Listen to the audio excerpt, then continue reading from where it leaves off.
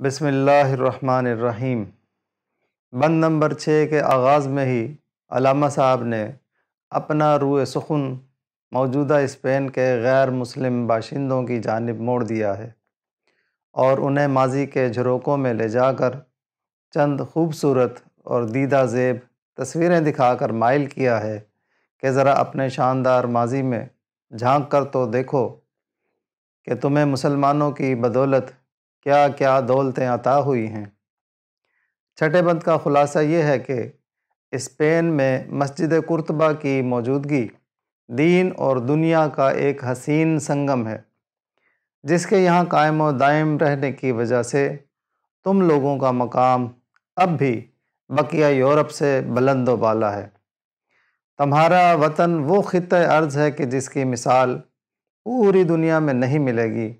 لیکن اگر کسی صاحب عشق مسلمان کے دل میں جھانکو گے تو تمہیں اپنے وطن کے شاندار ماضی کی تصویر نظر آئے گی، مگر افسوس اس بات پر ہے کہ تم نے راہ حق پر چلنے والے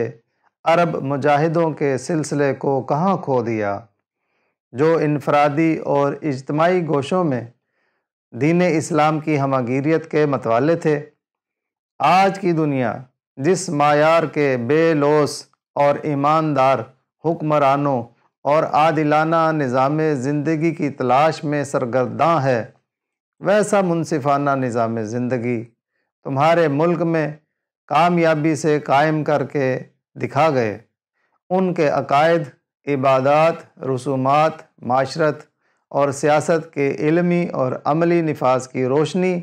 چار سو پھیلی، اور بالخصوص تمہارا ڈارک ایجز میں ڈوبا ہوا بر اعظم یورپ تو اپنے پسماندہ حالات کی وجہ سے اسلام کے انفرادی اور اجتماعی نظریات زندگی کے علم و ہنر کی روشنی کا منتظر تھا۔ ان کے انہی نظریات کی وجہ سے اسپین کے باشندوں کی قسمت بدل گئی اور تمہاری غیر ترقی یافتہ اور پسماندہ قوم انفرادی سطح پر خوش دل اور گرم جوش بن گئی، اور اجتماعی زندگی میں بھی سادگی اور ذہانت کے اعلیٰ معیار پر پہنچی۔ اس ملک میں خوبصورتی اور حصے جمالیات بھی انہی کی بدولت آئی، اور ذاتی طور پر حضرت موسیٰ اور حضرت عیسیٰ علیہم السلام سے رغبت اور دین اسلام کی طرف تمہارا ملان آج بھی انہی کی وجہ سے ہے۔ کعبہ ارباب فن ستوت دین مبین، تجھ سے حرم مرتبت اندلسیوں کی زمین، ہے تہے گردوں اگر حسن میں تیری نظیر، قلب مسلمہ میں ہے اور نہیں ہے کہیں۔ آہ وہ مردان حق، وہ عربی شہ سوار، حامل خلق عظیم، صاحب صدق و یقین، جن کی حکومت سے ہے فاش یہ رمز غریب، سلطنت اہل دل فقر ہے شاہی نہیں، جن کی نگاہوں نے کی تربیت شرق و غرب، ظلمت یورپ میں تھی جن کی خرد راہ بین، جن کے لہو کے طفیل آج بھی ہیں اندلسی، خوش دل و گرم اختلاط، سادہ و روشن جبیں، آج بھی اس دیس میں عام ہے چشم غزال، اور نگاہوں کے تیر آج بھی ہیں دل نشیں، بوئے یمن آج بھی اس کی ہواؤں میں ہے، رنگ حجاز آج بھی اس کی نواؤں میں ہے۔ سلام اقبال کے شاہینوں اور شیدائیوں، میں ہوں ایڈوکیٹ عابد شیروانی۔ کلام اقبال کے سچے قدردان ہونے کے ناطے سے اس ویڈیو کو پسند اور شیئر کر کے اس کلام کا ابلاغ عام کریں، اور یوٹیوب پر چینل کو سبسکرائب کر کے گھنٹی کا بٹن دبا دیں تاکہ ہر شعر کا مطلب آپ کے علم میں آ جائے۔ کسی نقطے کو مزید سمجھنے کے لیے اپنی آراء اور سوالات کو تبصرے میں لکھ دیں۔ یاد رہے کہ آپ کے تعریفی جملے حوصلہ افزائی اور تنقیدی تبصرے اصلاح کرنے میں معاون ثابت ہوتے ہیں۔ کعبہ ارباب فن ستوت دین مبین، تجھ سے حرم مرتبت اندلسیوں کی زمین۔ اے مسجد، ایک طرف تو اہل فنون و لطیفہ کا قبلہ و کعبہ ہے، اور دوسری جانب دین اسلام کی شوکت و عظمت کا نمونہ ہے۔ تو علم اور عشق کے حسین سنگم کی صورت میں باقی ہے، جس کی وجہ سے ہسپانیہ کے خطۂ زمین کا مقام و مرتبہ حرم شریف کے رتبے جیسا ہو گیا ہے۔ پچھلے بند میں مرد مومن کے اوصاف اور کمالات بیان ہوئے، اور اس بند کا نقطۂ عروج آخری شعر تھا: عقل کی منزل ہے وہ، عشق کا حاصل ہے وہ، حلقۂ آفاق میں گرمی محفل ہے وہ۔ یعنی عقل کے مکمل سفر کا اختتام اور عشق کی قلبی واردات کا خلاصہ ایک بندہ مومن کی شخصیت میں جمع ہو جاتا ہے، اور پوری کائنات میں گرم جوش زندگی کا سبب بھی مرد مومن ہی ہے۔ اس شعر کے تسلسل میں چھٹے بند کے پہلے شعر میں علامہ صاحب نے بندہ مومن کی فکری اور روحانی شخصیت کا انمٹ پرتو اور پرنٹ مسجد قرطبہ کو قرار دیا ہے، جو از خود مرد مومن کے عقلی اور قلبی اوصاف کی آئینہ دار ہے، اور ساتھ ہی اسپین میں اس مسجد کے وجود کی برکت سے سرزمین ہسپانیہ کو حجاز کی ارض مقدس کا ہم پلہ بنا دیا۔ کعبہ ارباب فن ستوت دین مبین، تجھ سے حرم مرتبت اندلسیوں کی زمیں۔ اس شعر کے پہلے مصرعے میں علامہ صاحب نے مسجد قرطبہ کی اپنے دور میں تعمیری امور کی فنی باریکیوں کے کمال کی وجہ سے اسے صاحبان فن اور ہنرمند لوگوں کا علامتی قبلہ یعنی نقطۂ عروج اور چوٹی قرار دیا ہے، کہ جہاں پہنچ کر اس دور کے فن تعمیر اور تزین و آرائش کے ہر شعبے کی حد ختم ہو گئی تھی۔ گویا کہ یہ مسجد تعمیراتی لحاظ سے اپنے دور میں عقل کی معراج کا منہ بولتا نمونہ ہے، اور دوسری طرف یہی مسجد اس روشن اور واضح دین اسلام کا برملا اظہار کر رہی ہے، جو بندہ مومن کے جذبے، رعب اور شوکت کا نقطۂ کمال ہے۔ اس مناسبت سے یہ دین اسلام کی حشمت و عظمت اور وقار کی علامت ہونے کی اعلیٰ مثال ہے۔ اس طرح حب رسول صلی اللہ علیہ وآلہ وسلم میں غرق اور عشق الہی میں شرابور مسلمانوں کے جذبے نے اسے اپنے شوق کی بلند ترین چوٹی پر پہنچا دیا ہے، جسے امتداد زمانہ ختم نہ کر سکا اور نہ ہی آئندہ مٹا پائے گا۔ جبکہ اس شعر کے دوسرے مصرعے میں عقل و عشق کے حسین امتزاج سے بننے والی مسجد کا تعلق ملک اسپین کی پوری سرزمین اور یہاں کے باسیوں سے جوڑ دیا ہے۔ یوں اس ملک کے رتبے کو حرم شریف کے مرتبے اور درجے سے تشبیہ دے دی، اور ایسے ہسپانیہ اور موجودہ اہل اندلس کو قابل عزت، مقدس اور صد احترام کے لائق مسلمانوں کا وارث قرار دے کر انہیں اپنا بھولا ہوا مقام و مرتبہ یاد دلا دیا۔ باقی تمام نظم میں اقبال کا روح سخن اسپین کے حالیہ باشندوں کی طرف ہی رہے گا، گو کہ اس وقت ان کا مذہب اسلام نہیں ہے تہے گردوں اگر حسن میں تیری نظیر، قلب مسلماں میں ہے اور نہیں ہے کہیں، آسمان کے نیچے تیری مثال پوری دنیا میں کہیں بھی نہیں ملے گی، لیکن مسلمانوں کے دلوں میں آج بھی تیرے حسن کی یاد تازہ ہے جو کبھی بھی ماند نہیں پڑتی۔ اس شعر میں علامہ صاحب اسپین سے مخاطب ہو کر کہہ رہے ہیں کہ نیلے آسمان کے نیچے پوری دنیا میں تجھ جیسا حسین و جمیل وطن میں نے نہیں دیکھا۔ گو کہ 1492 عیسوی میں مسلمانوں کو بے دخل کیے جانے کے بعد ان کی داستانیں قصہ پارینہ بن چکی ہیں۔ اب وہ دور حکومت نہ تو موجودہ اندلسیوں کو یاد ہوگا اور نہ ہی یورپین کو یاد ہے، لیکن میں جانتا ہوں کہ اسلامی دور خلافت کے دوران تیرا حسن، تیری خوبصورتی اور شان و شوکت اگر کسی کو یاد ہیں تو وہ مسلمان کا دل ہے، جس میں تیری رعنائی و زیبائی آج بھی تازہ ہے۔ خلیفہ عبد الرحمن اول اس مسجد کی تعمیر میں پیش تھے۔ سرزمین اندلس میں ان کا کاشت کیا ہوا کھجور کا پہلا درخت ہمیں یاد ہے، جس کے بارے میں عبد الرحمن اول نے خود ایک نظم لکھی تھی، جس کا منظوم ترجمہ علامہ صاحب نے کیا ہے۔ یاد رہے کہ مسلم شاعری میں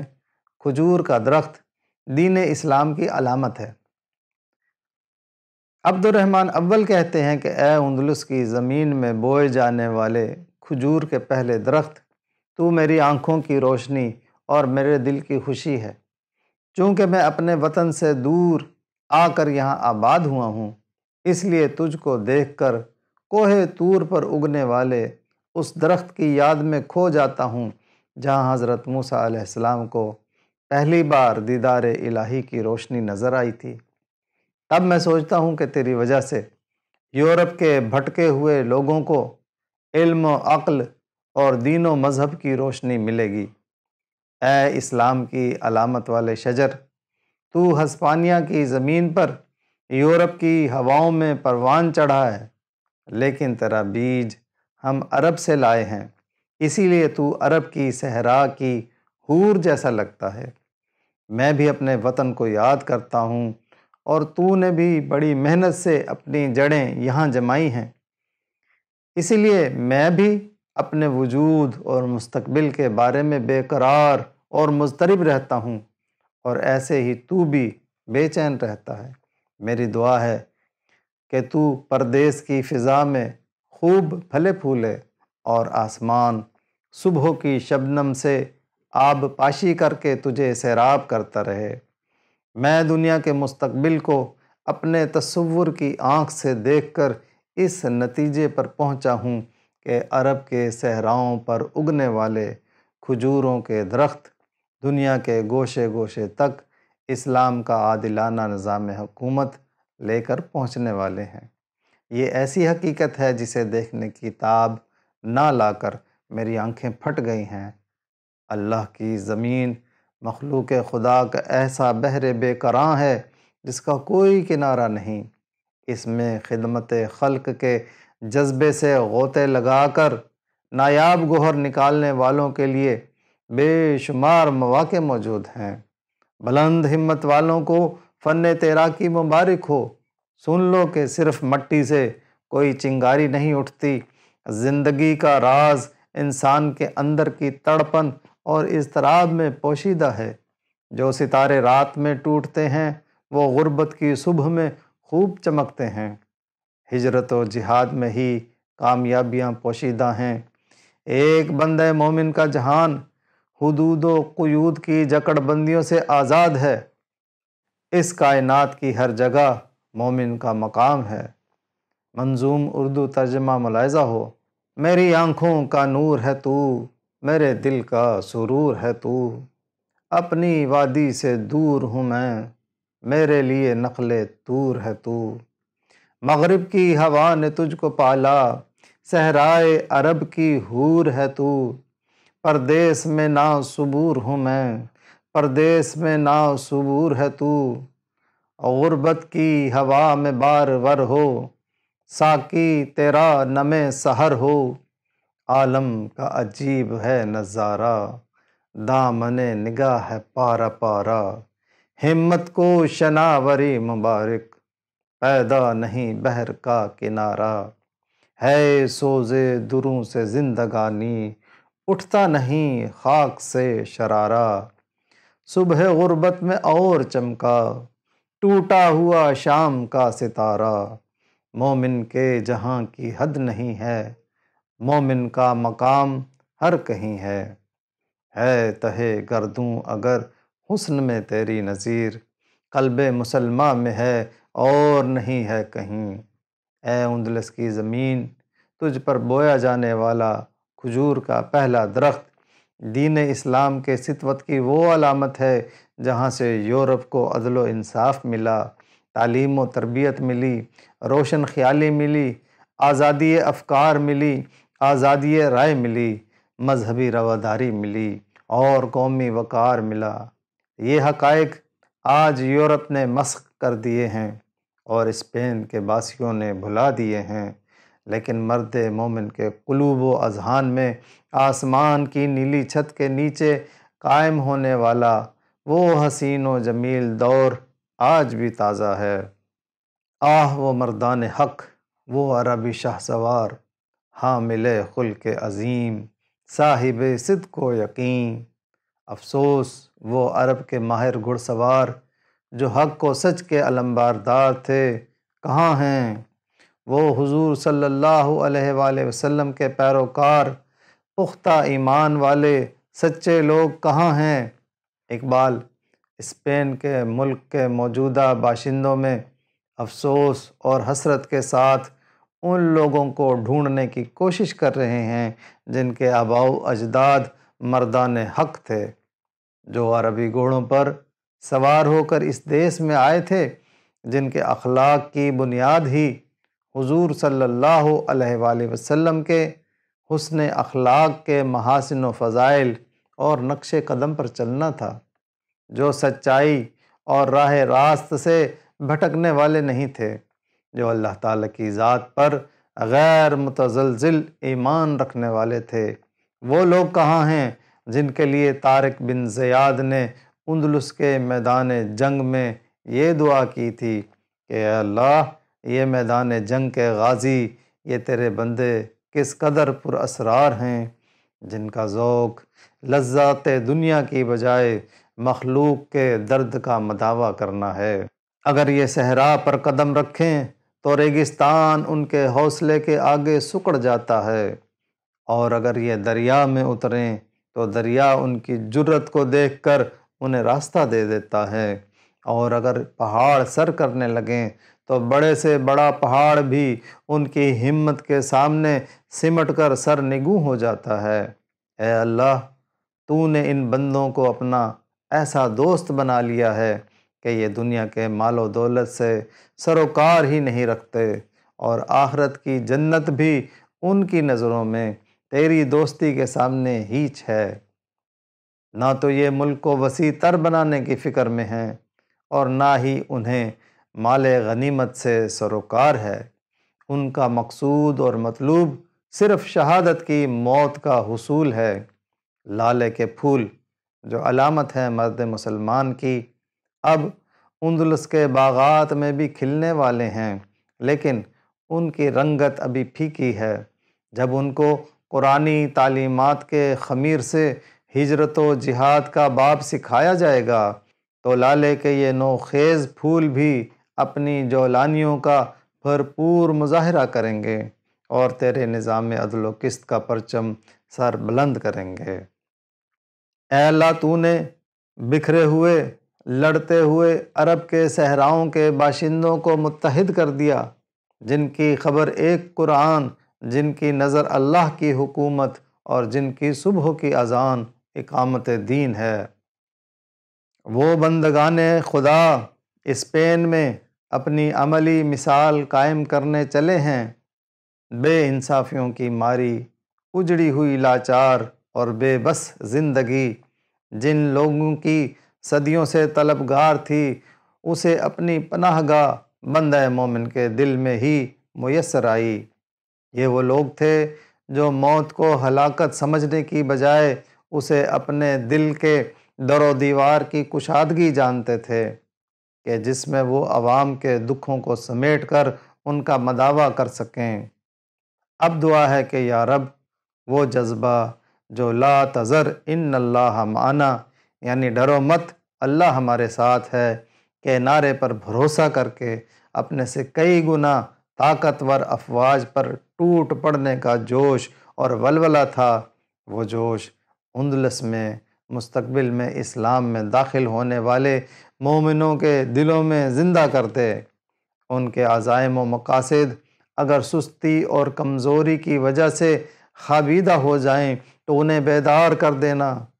اور ان مسلمانوں کو وہ کردار عطا کرنا کہ جس سے ان کی نگاہ کرم دشمن پر تلوار کی طرح چمکے، اور انہیں اسلام کے دامن میں داخل کر کے صراط مستقیم پر گامزن کر دے، اور اندلس میں اسلام کا بول بالا ہو جائے۔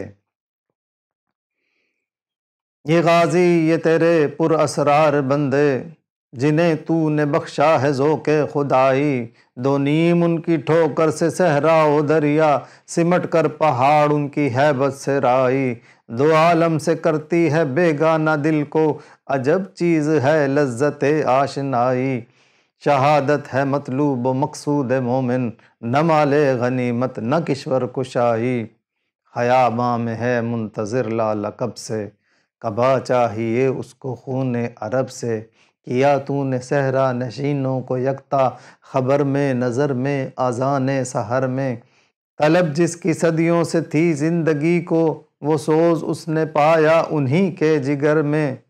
کشاد در دل سمجھتے ہیں اس کو، ہلاکت نہیں موت ان کی نظر میں، دلے مرد مومن میں پھر زندہ کر دے، وہ بجلی کے تھی نعرہ لا تذر میں، عزائم کو سینے میں بیدار کر دے، نگاہ مسلمان کو تلوار کر دے، جن کی حکومت سے ہے فاش یہ رمز غریب، سلطنت اہل دل فقر ہے شاہی نہیں۔ وہ مسلم خلفاء جنہوں نے اپنے دور اقتدار میں عملی طور پر یہ مظاہرہ کر کے دکھا دیا کہ عشق والوں کی حکومت للہیت پر قائم ہوتی ہے، روایتی بادشاہی پر نہیں۔ عرب کے یہ درویش جب اندلس میں عنان حکومت پر فائز ہوئے تو ان کی حکمرانی نے ایک عجیب راز افشا کر دیا جس سے اہل یورپ اور باقی دنیا واقف نہ تھی۔ ان کے اقتدار نے یہ رمز آشکارا کر دیا کہ عشق والوں کا جاہ و جلال اور غلبہ سلطنت پر بادشاہ بن کر ظلم کرنا نہیں ہوتا، بلکہ اہل عشق کی حکمرانی کا مفہوم یہ ہے کہ اسلام میں بادشاہ بن کر بھی فقر ہی اختیار کیا جاتا ہے، حکمران بن کر بھی اللہ والا ہونا ہی ثابت کیا جاتا ہے، اور ملک کی فرما روائی انسان کے خدا رسیدہ ہونے کی راہ میں رکاوٹ نہیں بنتی۔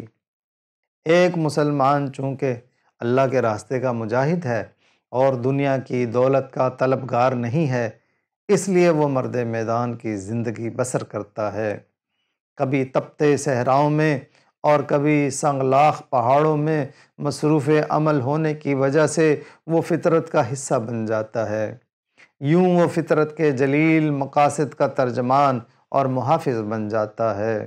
اس کی امیری فقر کی دولت سے قائم ہے اور غنا کے سرمائے سے وہ دنیا پر حکمران ہے۔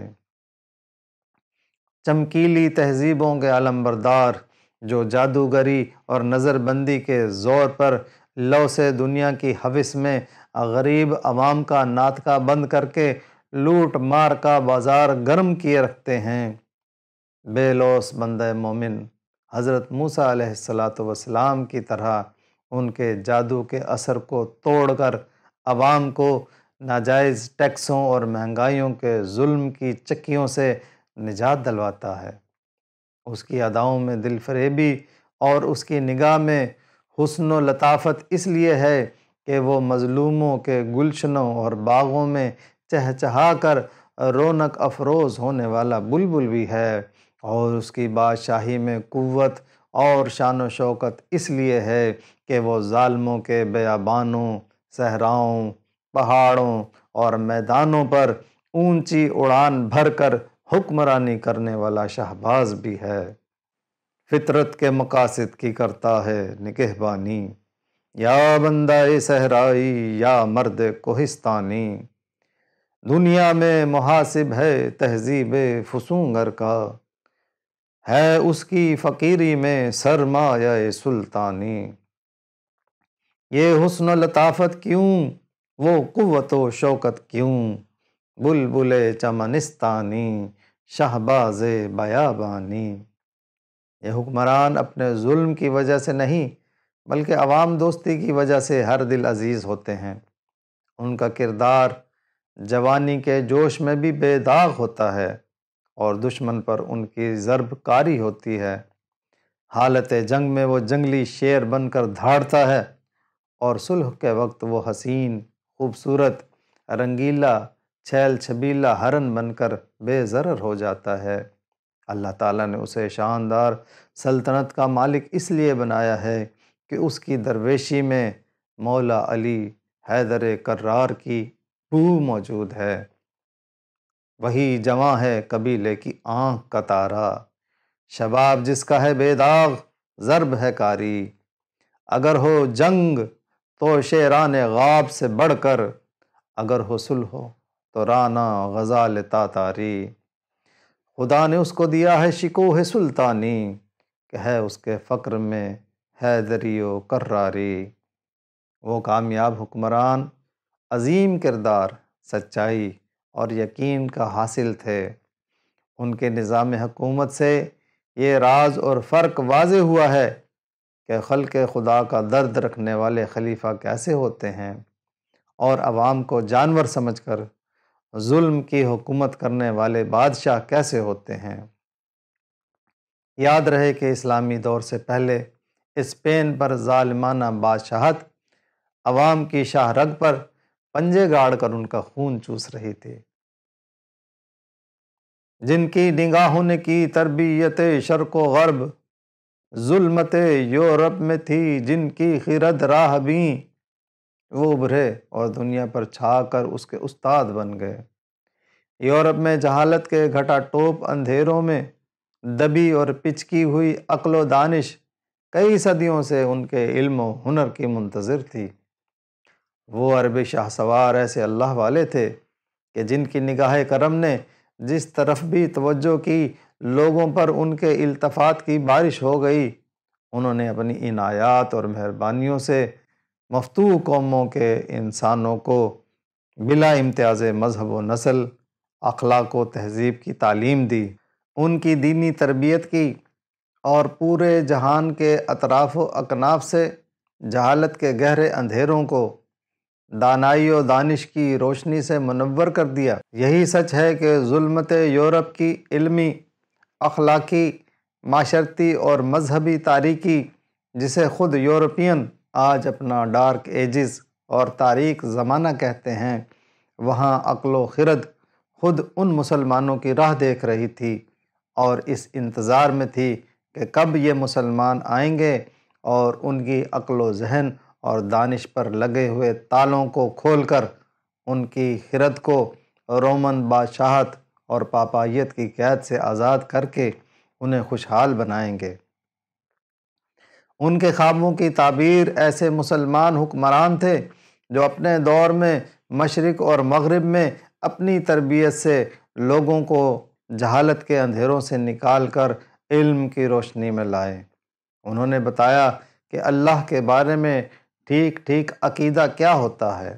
اللہ کی بندگی کیسے کی جاتی ہے۔ وہ یہ بتلا گئے کہ جینے مرنے اور شادی بیاہ کی رسومات کیسے ادا کی جاتی ہیں۔ انہوں نے سمجھایا کہ معاشرے میں مرد اور عورت کے بلا افراط و تفریط تعلق کی نوعیت کیا ہوتی ہے، اور سوسائٹی میں عورت کا مقام و مرتبہ کس قدر باعزت اور باوقار ہوتا ہے۔ انہوں نے سکھایا کہ معیشت کو جوئے اور سود کی آلودگیوں سے پاک کر کے کیسے معاشی انصاف قائم کیا جا سکتا ہے۔ وہ یہ راز بتا گئے کہ حاکمیت و سلطنت کا اصل مالک کون ہے، اور انسان کیسے اپنے رب کا نائب اور خلیفہ بن کر زمام حکومت چلاتا ہے۔ جیسا کہ پہلے بھی بتایا جا چکا ہے کہ مسلم اسپین کے شہر قرطبہ، غرناطہ، اشبیلیہ وغیرہ علم و فن کے مراکز تھے۔ یہاں سے یورپی اور مشرقی ممالک کے لوگ علوم و فنون کی تربیت حاصل کرتے تھے اور واپس جا کر اپنے اپنے ملکوں میں اس تعلیم کو عام کرتے تھے۔ خاص طور پر یورپ کے لوگوں نے اسلامی فکر سے رہنمائی حاصل کی، اور بعد میں جرمنی، اٹلی اور روم میں آنے والے انقلابات اور یورپی نشاط الثانیہ یعنی رینیسانس کے نام سے وقوع پذیر ہونے والے واقعات اسی رہنمائی اور تربیت کا براہ راست نتیجہ ثابت ہوئے، جن کا تفصیلی تذکرہ اس نظم کے 7ویں بند میں کیا گیا ہے۔ جن کے لہو کے طفیل آج بھی ہیں اندلسی، خوش دل و گرم اختلاط سادہ و روشن جبیں۔ اندلس کے موجودہ باشندوں میں خوش مزاجی، بے تکلفی، سادگی اور ذہانت کی وجہ ان لوگوں کا ان مسلمانوں سے خون کا رشتہ ہے جو اسلام کا پرچم تھام کر اسپین میں آئے اور یہاں کی خواتین سے شادیاں کر کے خانہ آباد ہوئے۔ اے اسپین کے باسیوں، ذرا غور کرو کہ اسلامیوں کی آمد سے پہلے راڈرک جیسے بادشاہوں اور وزیروں کے ہاتھوں نہ ہی تمہاری عزتیں محفوظ تھیں اور نہ ہی جان و مال۔ مزید یہ کہ پوپ کے ادارے نے تمہاری عقل و دانش پر پہرے بٹھا کر اسے نظر بند کر رکھا تھا، جو تمہاری پل پل کی خبریں بادشاہ اور پوپ کو پہنچاتے تھے۔ اس ماحول نے تمہیں منافقت سکھا دی تھی اور تمہاری ذہانت اور معاملہ فہمی کو زنگ لگ چکا تھا۔ ایسے میں وہ لوگ تمہارے ملک میں آئے جنہوں نے تمہاری عزتوں کو لٹنے سے بچایا، جنہوں نے تمہیں غلامیوں کے طوق سے چھڑایا، جنہوں نے تمہیں حق تعلیم دلوایا، جنہوں نے تمہیں دین و مذہب کا صحیح ادراک سکھایا۔ تمہاری کثیر خواتین سے شادی کر کے انہیں اپنے گھر کی عزت بنایا۔ ان کے خون سے جو نسل پیدا ہوئی وہ تم ہی تو ہو۔ تمہاری رگوں میں انہی مسلمانوں کا خون گردش کر رہا ہے۔ تمہاری خوش مزاجی اور خوش طبعی انہی کی وجہ سے ہے۔ آج تمہارا یہ بے تکلفانہ انداز انہی کے طفیل ہے۔ تمہارے مزاج کی گرم جوشی انہی مسلمانوں کے خون سے ہے۔ تمہارا بھولا بھالا، سیدھا سادہ اور صاف دل انہی کے لہو کے طفیل سے ہے۔ آج تمہاری روشن جبینی، زود فہمی اور عالی دماغی کی بنیاد ان مسلمانوں کا تمہاری خواتین سے رشتہ ازدواج کا بندھن قائم کرنا ہے، جس کے سبب یہاں ایک ایسی مخلوط نسل پیدا ہوئی جو خوش اخلاق، گھلنے ملنے والی، سادہ اور چمکدار پیشانی والی ہے۔ آج بھی اس دیس میں عام ہے چشم غزال، اور نگاہوں کے تیر آج بھی ہیں دل نشیں۔ عرب کی مشہور غزالی آنکھیں اپنے تسلسل کے ساتھ آج بھی اسپین کی خواتین میں عام طور پر نظر آتی ہیں،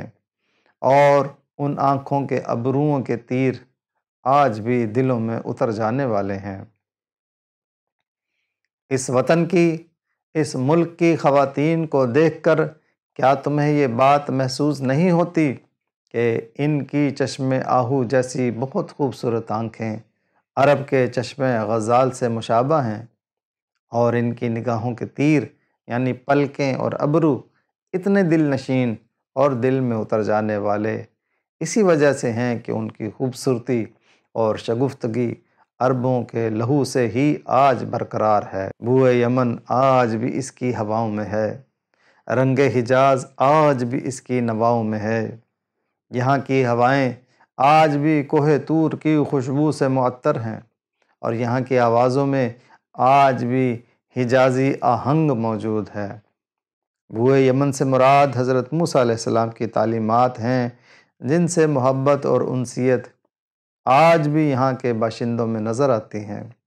توریت جو یمن کے علاقے کوہ طور پر حضرت موسیٰ علیہ السلام کو عطا ہوئی تھی،